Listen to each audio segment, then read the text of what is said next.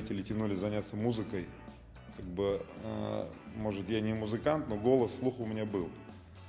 И как бы тянули, ну, я чувствовал, что это не мое, как бы, может, другое что-то я искал в себе.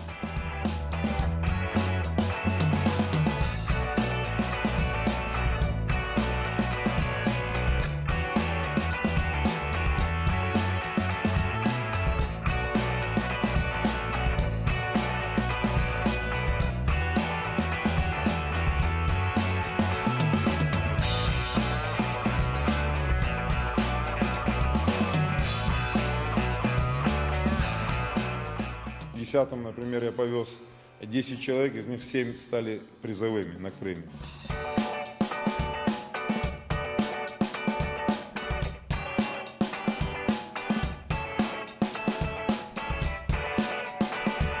Я могу там и силу продемонстрировать, но я им как бы на словах объясняю, что надо заниматься спортом, как бы отвлекая их от телефонов и компьютеров чуть-чуть. Вижу генетически сильного, я ему говорю, займись вот этим, это твое, например. Ну, как бы преподношу ему, что он может достичь чего-то тут.